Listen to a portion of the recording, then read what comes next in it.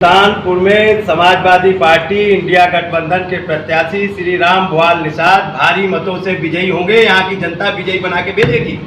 और समाजवादी पार्टी भी सुल्तानपुर ही नहीं है, मैं तो पश्चिम से चुनाव करा के आ रहा हूँ। पश्चिम की जो हवा चली है वो अब आंधी और तूफान में तब्दील हो चुकी है। अब ये बीजेपी को भी एहसास हो चुका है। अब बीजेपी के कार्यकर्ता बीजेपी में लड़ने की ताकत नहीं बची है। अब बीजेपी पुलिस लगा के और हमारे कार्यकर्ताओं नेताओं को उत्पीड़न कर रही है।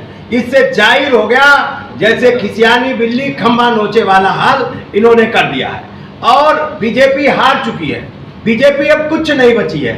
बीजेपी को देश से जाना तय हो गया। बीजेपी का हारना भी तय हो गया और पूरे देश से जाएगी बीजेपी। बीजेपी के 10 साल के कार्यकाल को देश ने देखा है, जनता ने देखा है। अब उत्तर प्रदेश में 7 साल की उत्तर प्रदेश सरकार का भी 17 वर्ष की बीजेपी एक भी वादा पूरा नहीं कर पाई।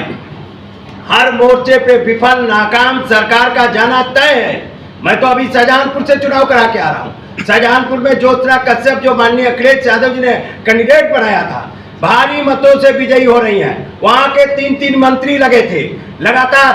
अब सरकारी तंत्र लगा है। बीजेपी खत्म हो गई, अब सरकारी तंत्र जिताने का लिए लगा है। लेकिन जब जनसैलाब चलता है तो जनसैलाब के आगे कोई तंत्र, कोई पन्ना प्रमुख कुछ नहीं चलने वाला है।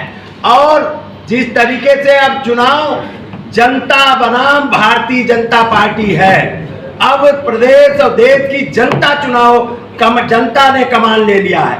और ये चुनाव जाति वर्ग धर्म बंधन तोड़ के लोग वोट दे रहे हैं इस बार समाजवादी पार्टी इंडिया गठबंधन को। और दल भी छोड़ के लोग वोट दे रहे हैं। भले के विभिन्न दलों में पदाधिकारी होंगे, चाहे भले को बीजेपी में पदाधिकारी होंगे, लेकिन वोट वो लोकतंत्र और संविधान बचाने के लिए समाजवादी पार्टी और इंडिया गठबंधन को वोट दे रहे हैं।